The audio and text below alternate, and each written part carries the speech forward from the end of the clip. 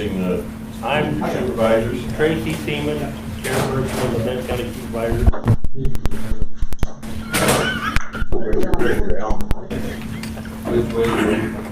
Okay. I'm Rick Kremer, Benton County Supervisor. Byron Breeza, Benton County Engineer. Rob Levis, Shelter School Board. I'm Wayne Siley, probably a troublemaker. What's Greg? I'm Jerry Gray from the president of Benton County. I'm Susie Hinkle. I'm the chairperson of the Ag Advisory Club for the high school. Eric Hinkle, and I've assisted FFA with farming the test plot for the last 6 years. I'm Wayne Reinhardt. John Holmes, Deaton Township trustee. Dave Schminke, here with the hospital board. I'm Kyle Kevin, superintendent of the school district. Justin Campbell with Shive Henry. Matt August, the director of the Parks and Rec Department. I'm Alan Merchant. Louise Fleming, I'm co-advisor, former FFA, or ag teacher at school. Christopher Fleming, ag student, or officer at large. David Power, current agriculture teacher at high school. Your Shank supervisor. Haley Ripple, Benton County Auditor. CJ Ivers, Benton Newspapers, Benton Eagle, Cedar Valley Times. Ben Olson coming in the door. Tracy, if you want to lead them. All right, Charlie, stand up. Pledge allegiance to the flag. I pledge allegiance to the flag of the United States of America and to the republic for which it stands, one nation, under God, indivisible, with liberty and justice for all.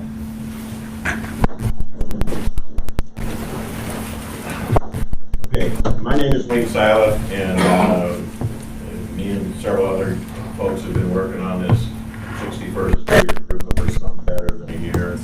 Our progress was slowed substantially from COVID last year and every other peril in the world. But what I'd like to do probably here is give you a quick overview of what I kind of defined as the need. Obviously, the first two roads south of town are both dirt roads. Got some age on them, got a poor bridge on the second one down. Our mission here is to see what we can do with 61st Street. And we'd like to make some improvements so that it could be something that resembles a farm to market road.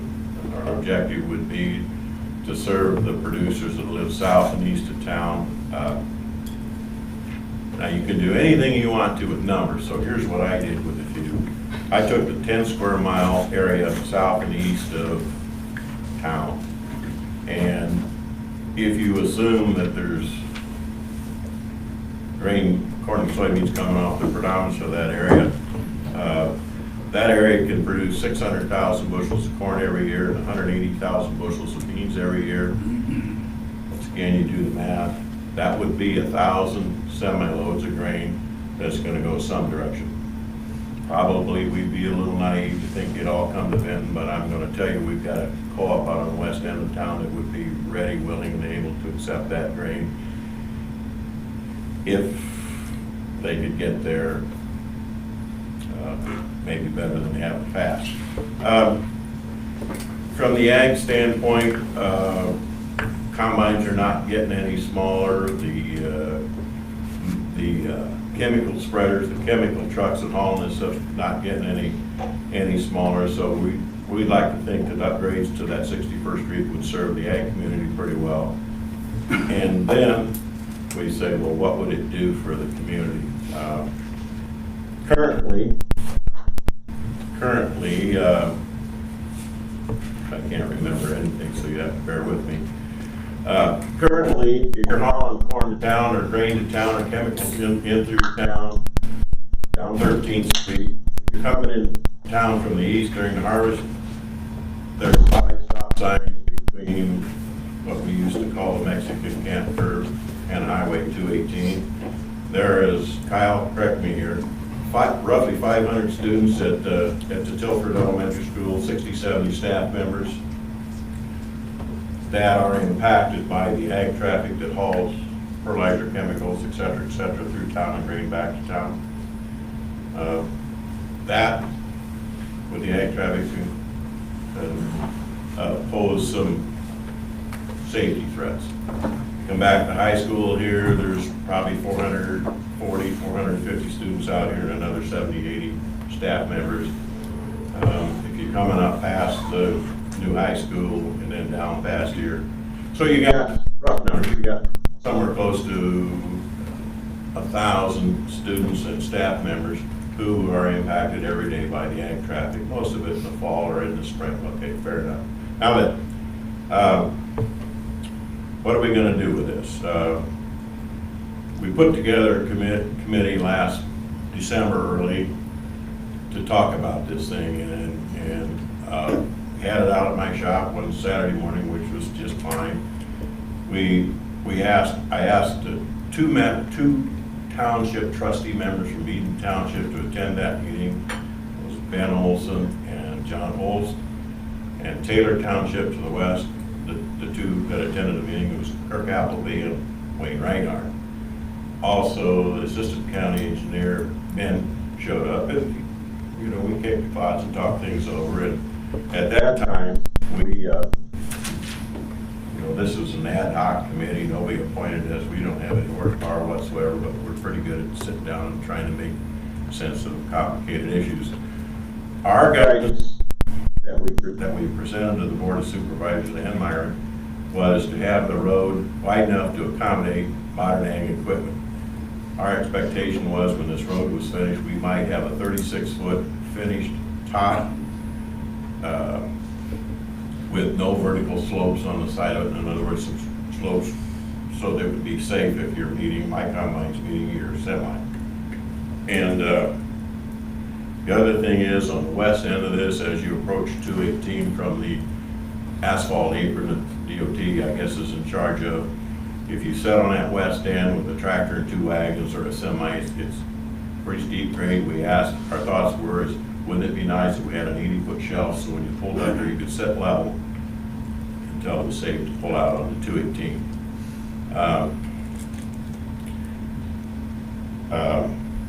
Matt, I don't want to be offensive, but I'm going to put this on the table. On the east end, there are several of us that aren't a bit happy about the radius on the east end of that road when you talk about turns and things like that. And it's good that Justin Campbell's here for Shive and Hattery. It's good that Matt's here. We're not going to argue about this, but we're going to talk about that east corner and see if there might be something better. And then, of course, ditches wide enough and deep enough to handle the snow load and water and appropriate driveways that go into the fields, okay? And we presented these to Myron, we presented these to the Board of Supervisors. This is our Christmas list, if you want some guidance, there it is. Now, when we get back to the project, well, I guess we were at a supervisor meeting a while ago, and Tracy said, we probably need to get together and have a sit-down talk with the folks that own the properties immediately adjacent to 61st Street, and I think it's a good idea. I think this is a good meeting, and hopefully we can find a way to make this project something we can all be proud of and feel that we have gotten enough out of this project that this is a good project. I'll give you some numbers here.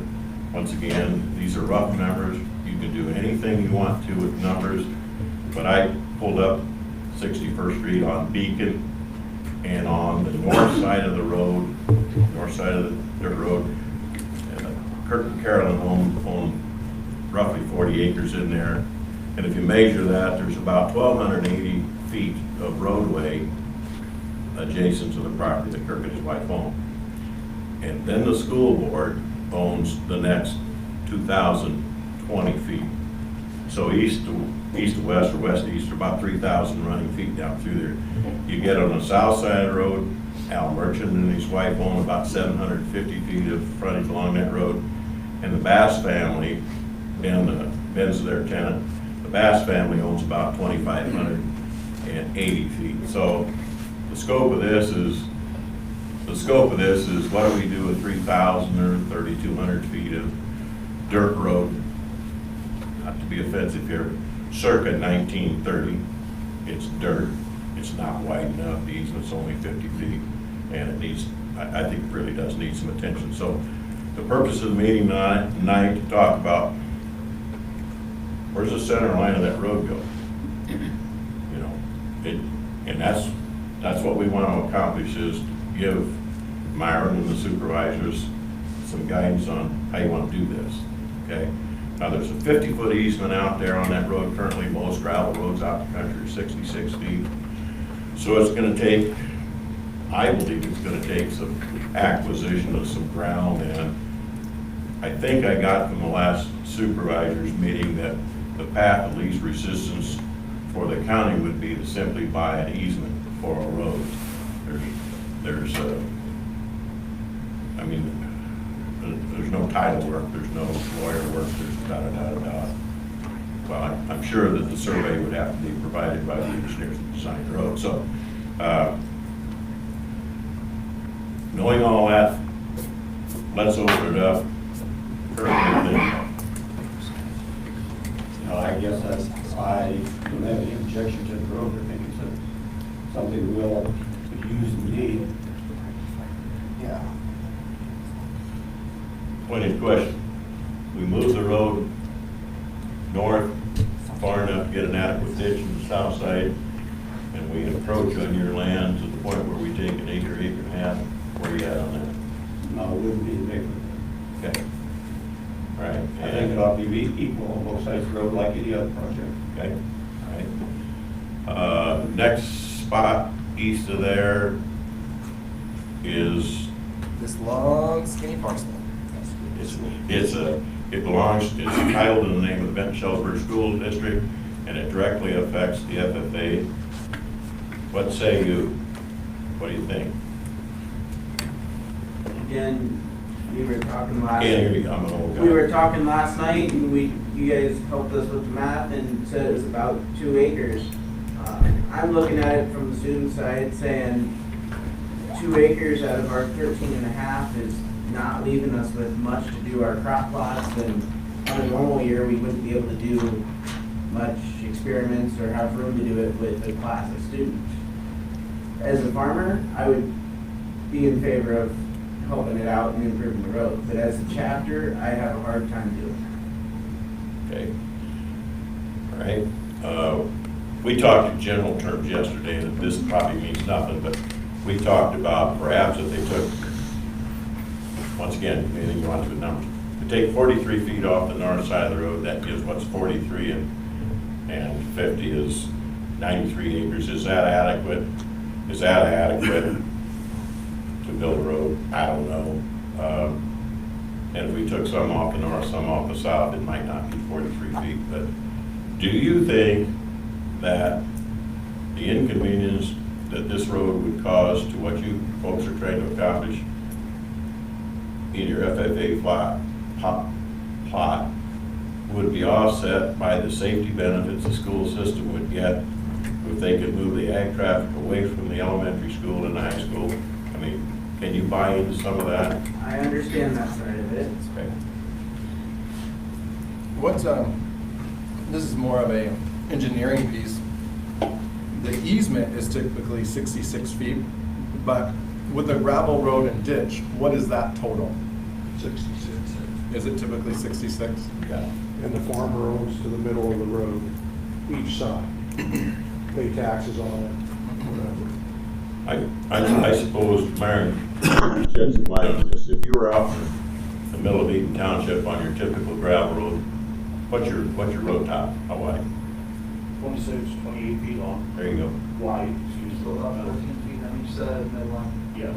And then the ditch comprises how much more? Depends on the terrain, but let's say,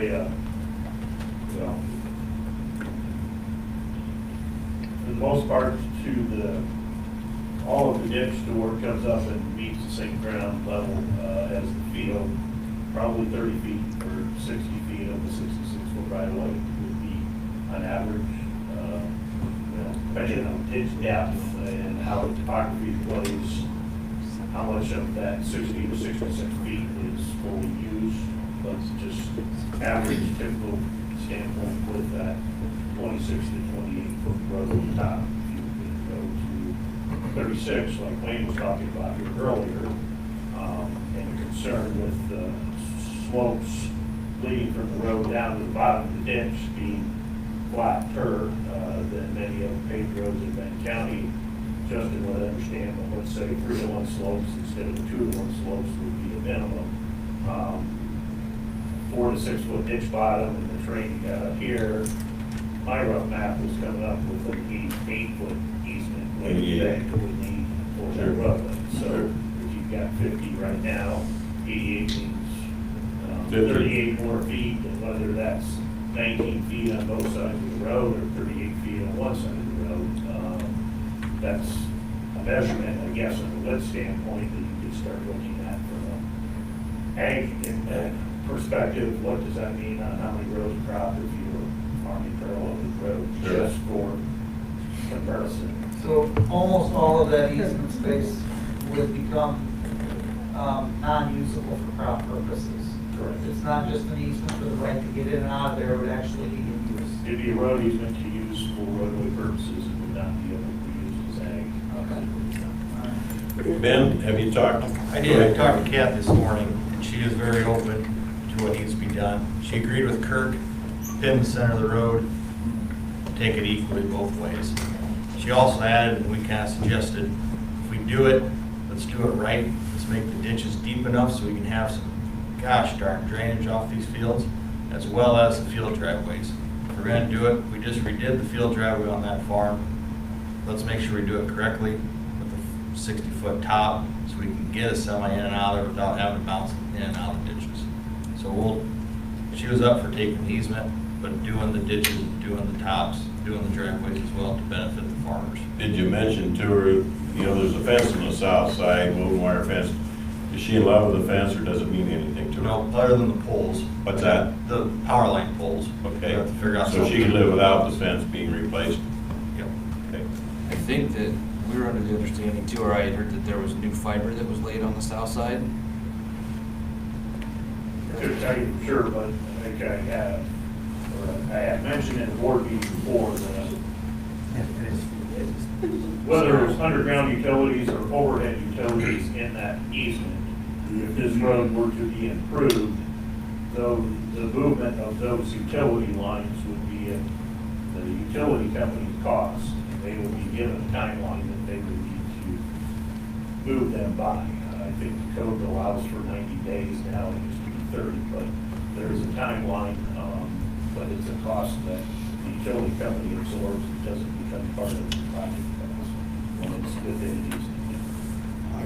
I did want to say that a normal gravel road at 66 feet, if you go wider than the 66 feet, then, I don't know if it's always true, Myron, but most of the time, people buy the whole easement.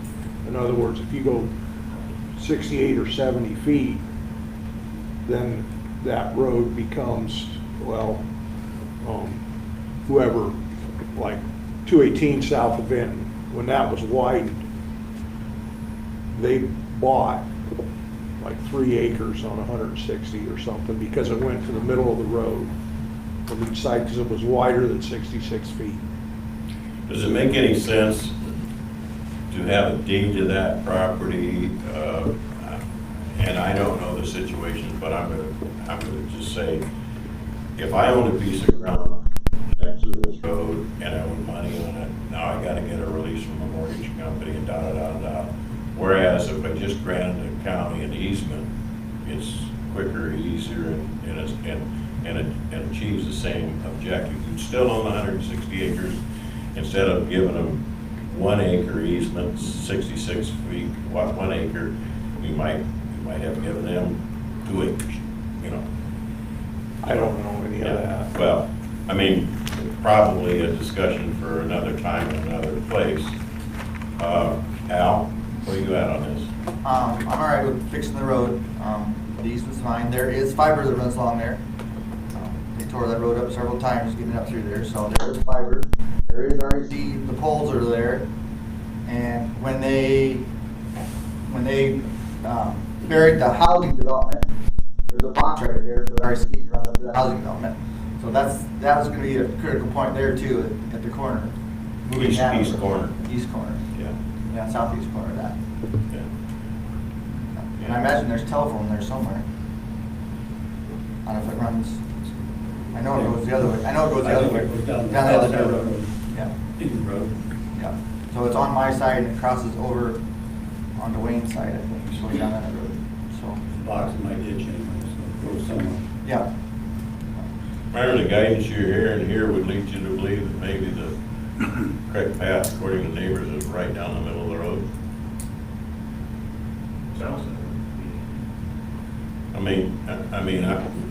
I don't want to touch a nerve here, but I'm not happy with what went on the east side, and I don't know how you're gonna get to the east end of this road.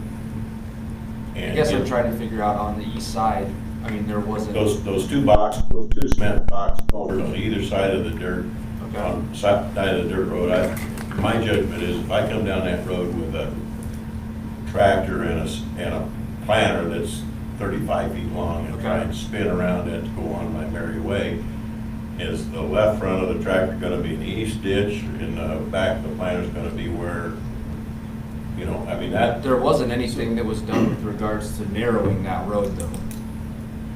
So like there may be But it wasn't worth the darn the way it was, is all I'm saying. and that's fine. Yeah. And I get and I can appreciate and understand what you're saying with regards to that too. But I think Justin's talked about too that those two culverts that are there, those two tops, are the same sorts of culverts that are put on freeways.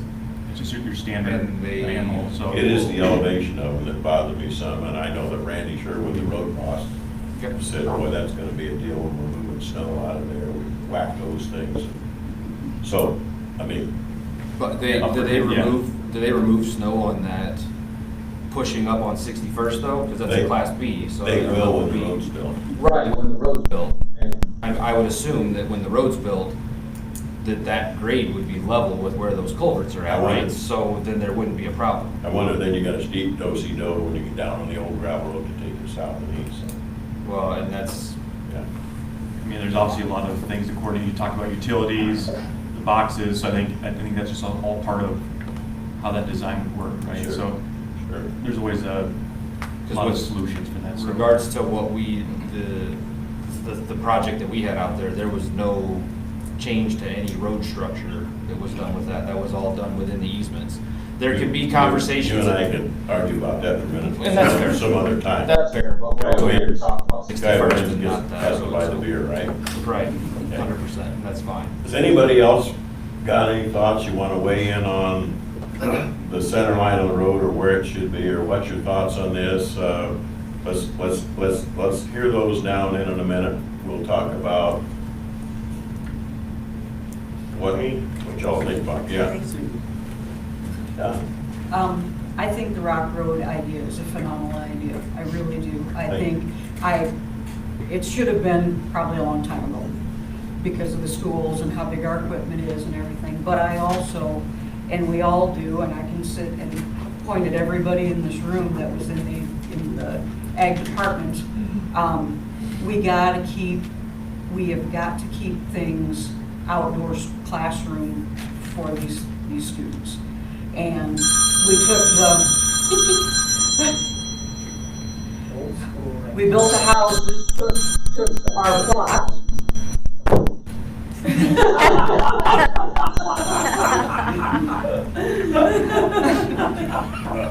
Sorry.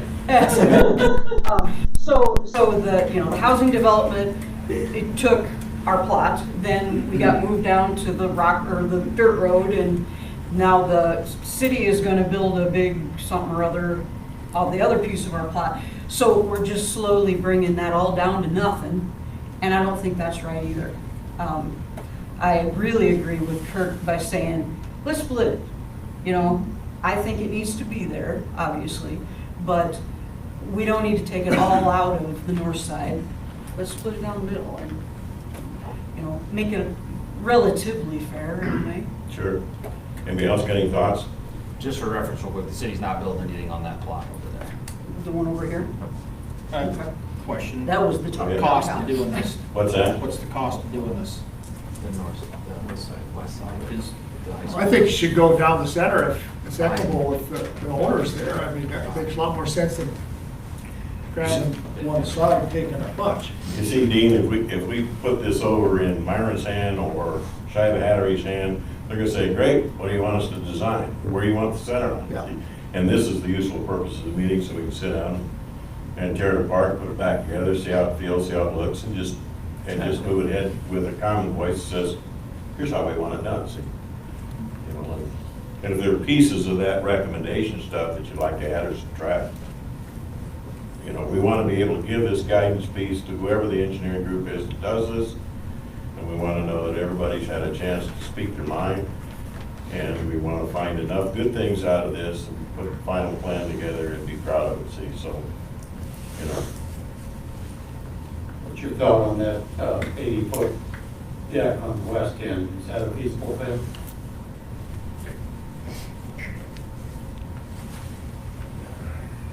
I think it's possible, you know, certainly outside of, you know, from a designing standpoint, how flat is flat, so to speak. If it still had a mild incline, let's say, versus the incline it has now, to build basically an 80-foot shelf level with the shoulder to a deep, you're talking a fair amount of dirt on the east end of that 80-foot piece. You know, you're raising that grade significantly. And then you're still gonna have a pretty significant gradient on the road for the rest of that route, without doing some serious fill. Is there, you know, how much material would it take to do that? Is it there in the easement that potentially purchasing from all four property owners to build that, or is it going to require bringing outside material into that? But it is doable, is it feasible? You have to start doing a little bit of cost to figure out what that cost is, and, you know, could you get by with something that's still an incline, but a much less incline than what you have now? Because, you know, certainly a number of intersections in Benton County, you do have some incline, you know, when you come up to a stop situation. And the ag world makes it work. You know, an ideal situation is as described, you know, Wayne is asking for. Maybe it's, you know, maybe it's still got a slight slope incline to it, but it's not as significant that you're trying. It's not a clutch burner. Yeah. It's a safety factor. You've got to gear down so hard to get out of that dirt road onto the highway. Cars come from the south and they run you before you even get out on the highway.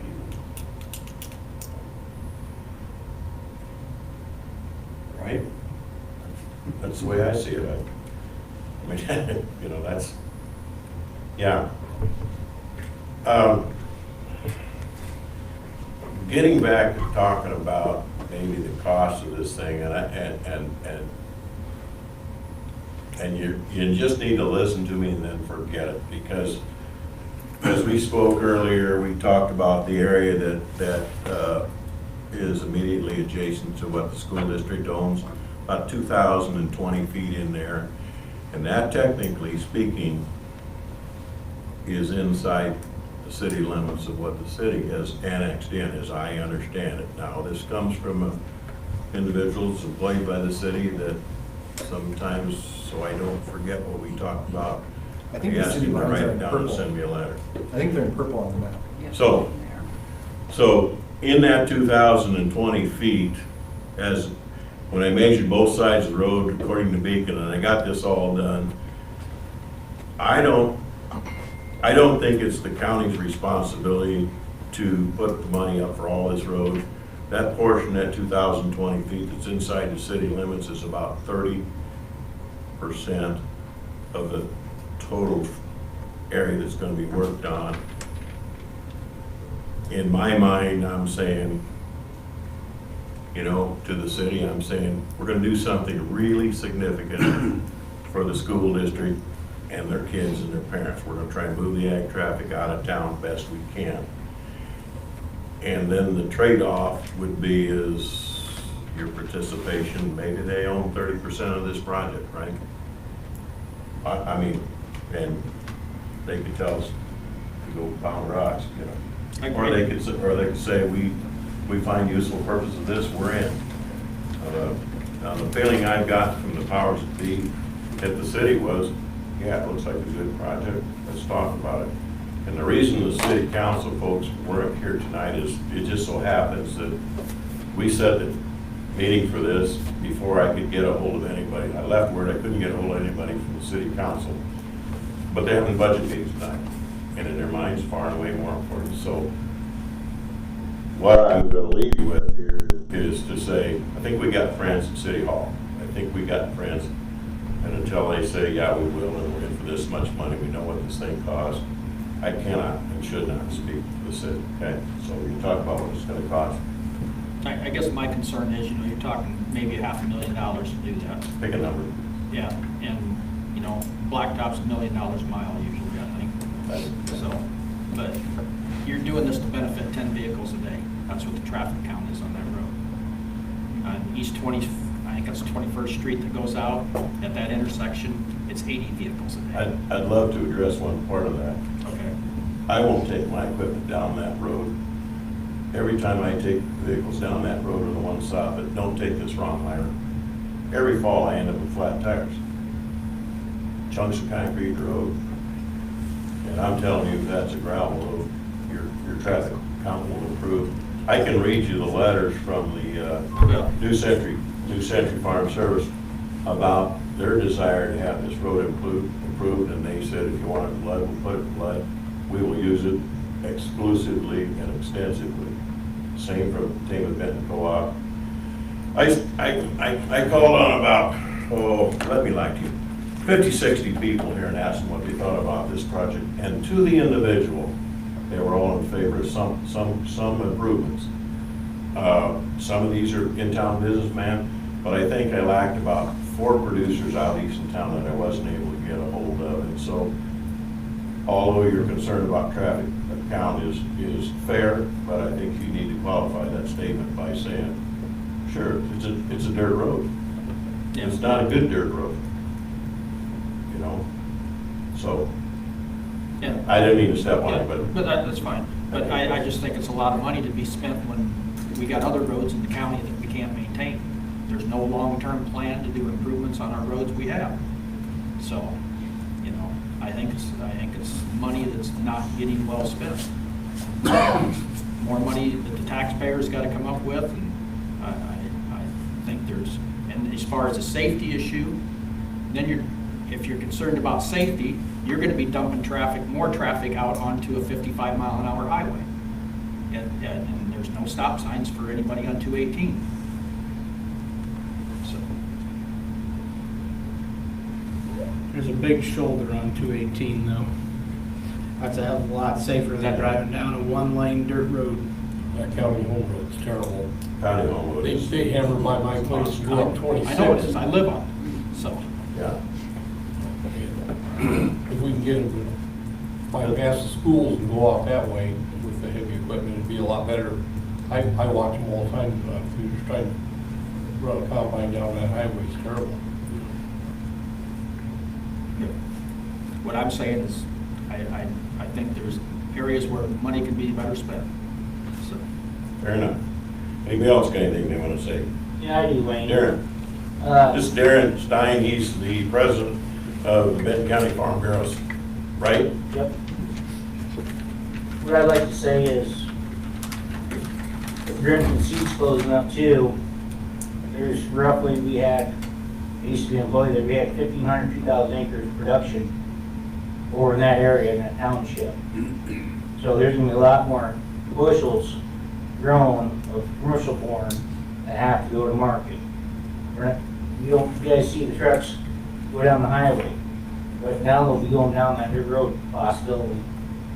And I don't write a letter of support unless I'm gonna come support and see it through. I have kids in the school district, it's a safety issue. My kids' lives are worth more than $500,000, so it's here or done. Yeah. I read you the letter from the Benton County Farm Bureau. When the supervisors meet every winter in February with the Farm Bureau to talk about things kind of like this, one of the items that we put on the table was this road. And this is a letter from the Board of Directors of Benton County Farm Bureau. It says, I'm writing this letter on behalf of Benton County Farm Bureau. One of our farmer members came to us earlier this year, that's me, presenting our Board of Directors with this concern. After much discussion, the directors voted to support this issue. The issue is 61st Street between 24th Avenue and 25th Avenue in Benton County, and a desire to have it upgraded to a farm to market road with agricultural equipment growing in size, higher yields per acre, increased school and youth activities at the south end of the city of Benton.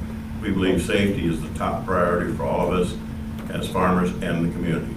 We would like to see that a proactive approach to public safety with upgrading the mile of said road to farm to market grade. We anticipate the potential upgrade of that stated stretch of road would allow for semi trucks, tractors, wagons, chemical applicators, sprayers, fertilizer equipment, and suppliers to be diverted away from the Benton-Shellsburg School District and surrounding growing residential area. As the Benton County Farm Bureau President, our Board of Directors would like to thank our county officials for taking the time to read this letter of support and consideration of our concern. And I said, I think that says it about as well as anybody can. So tell it so. One more thing is our Board of Directors, we represent 1,541 paid members in the county. The county. Now I'm going to shut up and let Tracy take over. Sounds good. I think. I got a couple questions, I guess. I like where I own is 66 feet, and I have a big farmer west of me 2 miles, and when I meet him on the road with the combine, somebody's got to pull off in the driveway or an intersection. You know, that's all. You got to do it. No ifs, ands, and buts about it. So I can see maybe having the east end wider for to make your turns with your trucks. But does the road, I mean, it's a wish list to have it 80 feet wide. Would it be better? 36 wide. 88 easement. Yeah, 88 would be the easement. Easement, right. Oh, 36 would be the. Yeah, so do we need it that wide? I mean, it's a wish list, I look at it. Earlier this winter, I drove up west of Mount Auburn to the farm to market road that would take you up to LaPorte City. That was put in, 30 years ago, a long time ago. Yeah, and it's that wide, 33 feet, something like that. It's that wide, and man, is it nice. I mean, if you're running a combine or your tractor with duals, and it's reservations whether or not I ought to say this, but I'm gonna. That road with a 36-foot top, come the day when this community thinks they want a paved road at the south end of town to access Highway 218, guess what? Prep work's done. We're 36 feet wide, minor grading and paving. Prep work is done. So I'm gonna beat the drum to leave it at 36 feet. It's your deal. You guys are the supervisors. It's your shot. You say we're not doing a bit over 24 feet. I'll be upset. But we'll live with it because the way it is now is a joke. I mean Well, it's the question is, I didn't, what I heard was keep it 36, but I think the question was the easement at 66 or is 80, and I think that goes to the ditch pitch. That's pretty good, right? Goes to the engineering group. You think you can get enough dirt out of the ditch, get that road up there, so the low spot in that area is not the road.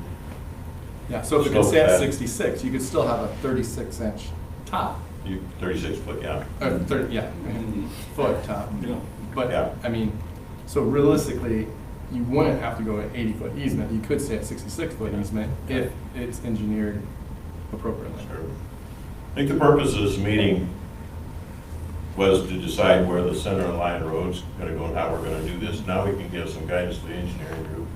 And it's up to you guys to weigh on this. And, I mean, We've been talking about what's going on out there today. What about 30, 50 years from now? Is there gonna be houses on the south side of the road? What's the school? I mean, obviously, the north side of the road's gonna be full of houses, the way it looks to me, because Hopefully there's, sooner than later too. probably. I mean, there's houses out there now, and then,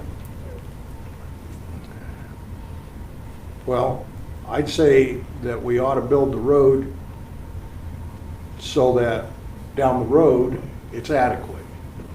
If we don't build it with some extra today, then there won't, and we're meeting cars and the combines and stuff are getting bigger, or there's duals on them, and maybe the combine itself isn't any bigger, but the footprint that they make is bigger because they got bigger heads, even if they're hauled down the road, but the combine itself is wider.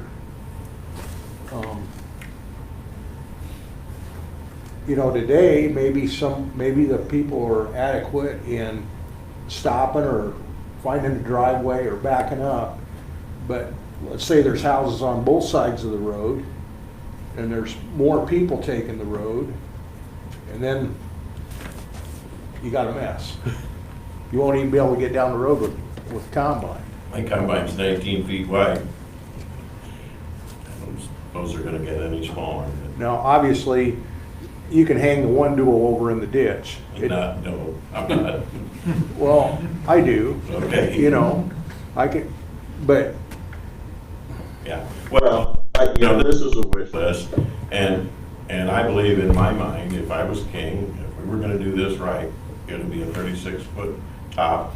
It would be the side slopes that aren't straight up and down. We do this right, we'd have enough capacity in the ditch for the snow removal and the water to move.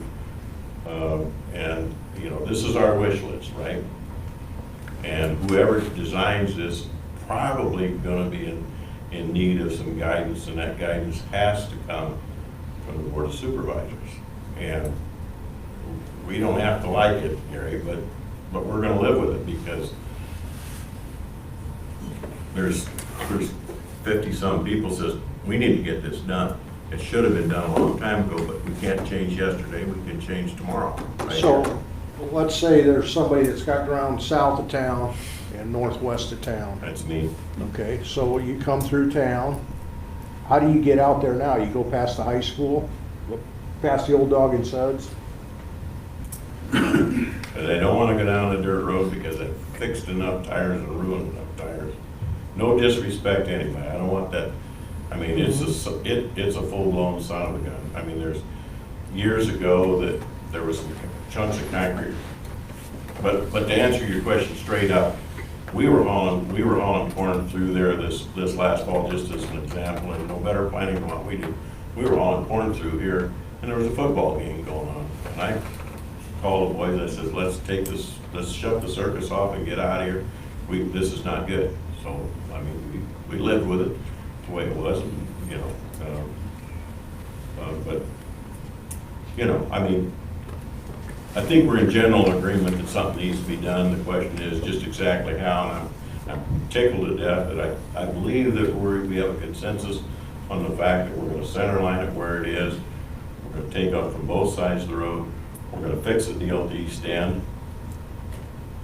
Or prove to me that it's adequate the way it is. I'm not smart enough to know that. I don't like it the way it is. And, I mean, anybody else got anything to say about this, Tracy? One thing that concerns me, it's easy to sit here and say we're gonna rebuild this thing. Who's gonna write the check and where's the money coming from? We're not flourished with money. I don't want this to be taken wrong, but about 20 years ago, the taxpayers of Benton County issued general obligation bonds to put in place what is now known as Benton Commerce Village over in Urbana. the idea there is that those general obligation bonds would be used to put in the infrastructure to make that an industrial site or something of that nature. Those bonds are paid off by the taxpayers of Benton County, and the things that galls me even today is that it was set up so that once, and they use the TIF district, the tax increment financing, they use that. And then when those bonds were completely paid off, as things aren't just touching nerve, 62% of the tax money goes to the Center Point Urbana School District when the taxpayers of Benton Community, Belle Plaine, and Benton make the payments on the notes. So I'm saying, if I were king, you can't find it in your budget someplace, you can't work a deal with the city, it's a general obligation bond, just like you did over at Urbana. I mean, and I don't know anything about county finance, okay? I respect the fact that nobody's got any money, you know, but sometimes you need to take a look at a process. We just need to flat solve this. And we need to say, Haley, you gotta figure this out. You got it? What are you thinking, Haley? You got some money stashed away someplace that you can put into Not this? for a road. What? Not for that kind of thing.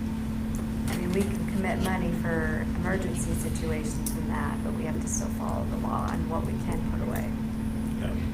So is it general obligation bond the most likely place you go with this? Well, you have to, like, depending on how much, if it's passed by a vote, you have to look at the population. I think we can go up to 750,000 without having an election to pass it. That's what we did with the service center. Yeah. And I mean, then if you the have county to put publish. in 300,000 and the city put in 150,000, and help with the math, that's 450,000, that gets you quite a ways in this, would it not? Myron, what are your thoughts? Total project cost? Oh, yeah. Yeah, I mean, you know, $500,000 is possible. I mean, the other day I guessed not having enough information, I'm guessing 400, 500,000. There you go. So I Yeah. threw out as a rough estimate. Yeah. I think Yeah. with some of the information I have, you know, depending on what you end up with the final design, it's going to play into that. But Absolutely. I think you're pretty close to a number, probably between those. Good, I stole it from you. You know, Myron and I have talked about this for off and on for a year better. I've talked to him and listened to him on this, because I believe this project has got enough merit that we just need to figure out how we're gonna do this and get the party started. That's just me being me. I don't wanna be too pushy on this, but Well, and again, the schools, cities, and county, we all had to have our budgets done too, so. Like for general obligation debt, since that's a levied fund, we would have had to put that in the budget. You can't just amend for spending out of general debt. Unless you find it in other places and then repay it back later. we're getting busy. I need a magic wand. And I'm gonna speak up here because I think, and I've only got 4 years' experience on the board, but I think prior to that, and during my 4 years, any road improvements that have been done have been on a 50-50 split with the property owners. I don't agree with that. I totally agree, but I heard the other day that we had done this on other dirt roads. Correct. So we kind of have a precedence from other boards at other times where it was improved other dirt roads 50-50. Too bad the city isn't here. Does the discussion of improving another dirt road, say if one individual wants a improved road, to take it down to their farm field, they're willing to pay something to get it improved to some extent? Or is it one like this, which is, in my mind, a farm to market road that will be used by the taxpayers south and east of town, of which, if you say, if there's 600 total acres out of every mile, and you're taxing them $30 an acre, that's $186,000. Kyle gets 60% of it, county gets a small part of it. My question would be, where do we stop? The Highway 30 project that's going through, if I remember hearing correctly, as we travel along Highway 30, we've got some problems diverting traffic during some of that construction because of all the dirt roads down there. Absolutely. I know that when the junction was closed here, did you say you were out quite a few evenings pulling people out Yeah. of the dirt road? Yep. Yeah. Those things down there, and I don't want to make light of it, but those are temporary things. But This what I'm is, getting at is, that is, where we say, yeah, your your dirt road's not as important. That's, put yourself over the seat here. I appreciate where you're coming from. Yeah. But, You gotta be able to But- justify. but you need to think about the 1,000 students every day that are impacted by heavy traffic. Think about it and say, does this thing have broad-based appeal to families that would feel a lot better if the ag traffic wasn't bombing up and down 13th Street and the potential for somebody to get hurt? I hope it never happens, but it could happen. Sure. And I don't make light of your concern that money's hard to come by. I don't, but I think this thing's got enough broad-based acceptance from your taxpayers. Says, you guys need to, we need to keep thinking The about way it. you yourself 3 years ago came to me about a dirt road over south of Mount Auburn that you would like to see improved. No, I want to see it closed. Okay. And we closed another one 6 miles west of there, so there's no purpose for this, close the damn thing, excuse me. And we did. Not very French. You know, I'm not, I appreciate everything, but Highway 30's changing. Now it's 65, it's 4-lane, and what we do when we move equipment is we could go straight north, but it's a dirt road, and then we could go across the highway. So what we do is we go a mile west. There's no use going east because they're all dirt roads, especially, well, when it's wet, but when it's dry, we go straight north, we take the dirt road. But eventually, that really needs to have gravel roads on each side of Highway 30 so that the guys that are moving equipment can get up and down the roads without taking the highway. I don't know about that, Gary, but that viaduct, we ain't gonna cross Highway 30. That's a death trap. We're gonna go right down 218. Why fight the traffic on Highway 30? Go right over the bridge. It ain't worth killing someone trying to cross Highway 30. You build $1 million bridge, we're taking that bridge. That bridge is coming out in 2 No. years. 218, go right down 218. 218 bridge, that viaduct down there is coming out. He's talking the junction. The brand new one. Brand new.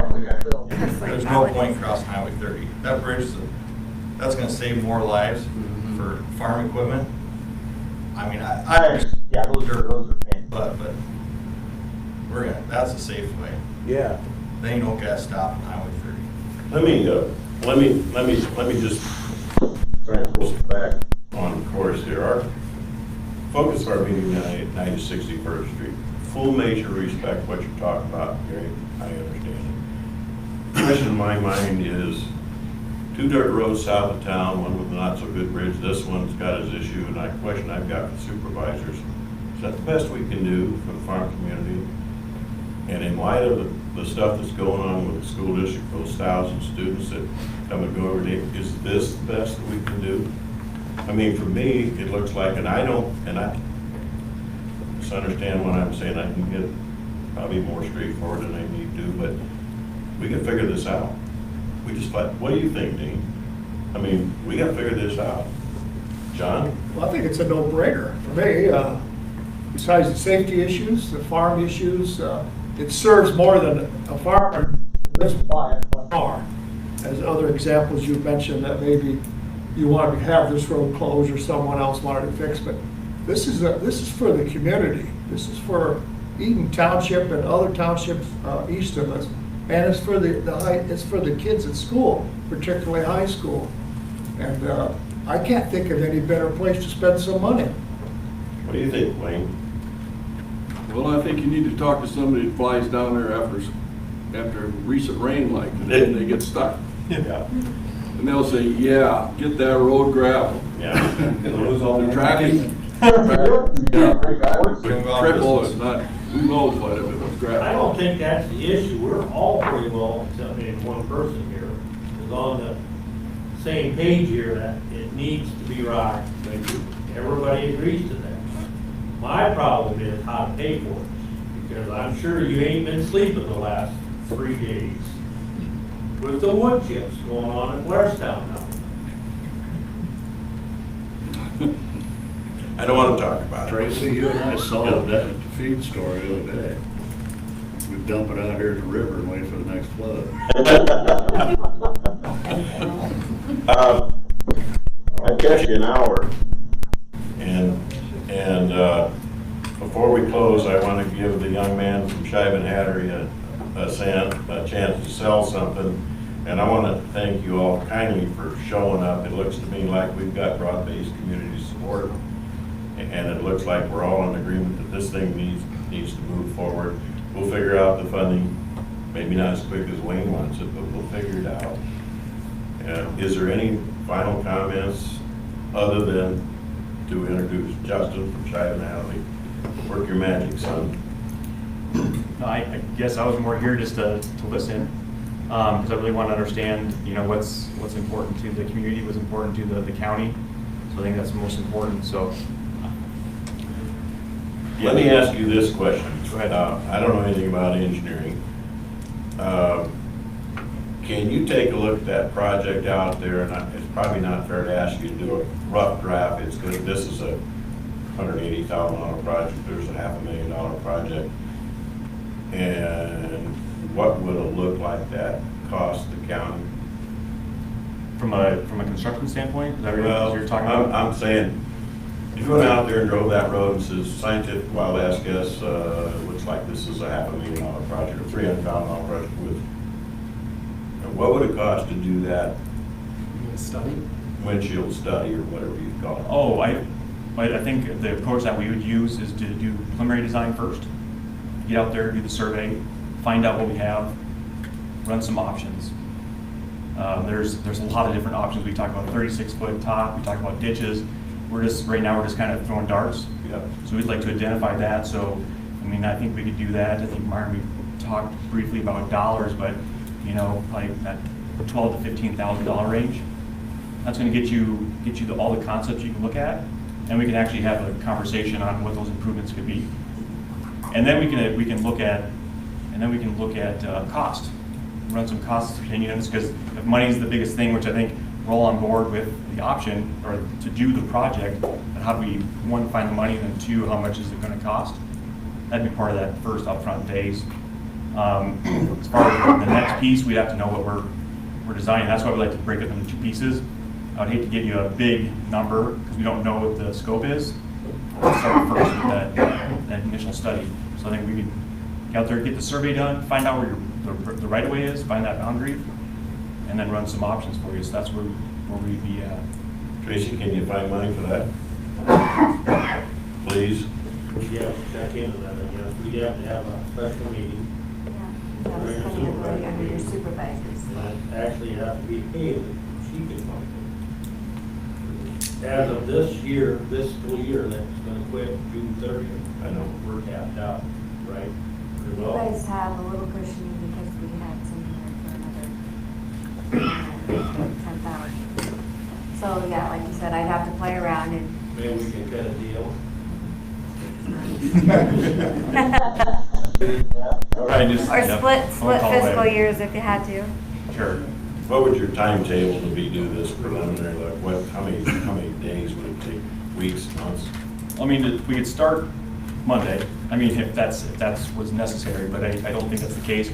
But it would be nice to know what the end time frame would be. You'd have to call. There's a little bit of you have to do the survey. So there's a lot of research from that standpoint. So we're probably looking at 2 weeks just to find out some of that up front. Sure. And then you're probably looking at another 30 to 45 days to get those options in front of you. So from whenever we would start, we're looking about that 45-day. Well, I yield to the county supervisors and the engineer my desire to have this done rock and ready for harvest. I ain't happy, but I'll live with it, so. Can you find that money? Let Haley look into it. I agree above that amount. Any final thoughts? Just saying, Wayne, for like us and Kirk and Al, I mean, is there a feasibility for this year? Because if there is. Is there what? Is the feasibility for even this year? Because if there is, why are we gonna plant a crop in that outside 20 feet? Just kicking around. Fair question, Ben. You know, if that's 2 acres for us and an acre for Al and an acre for Kirk. Yeah.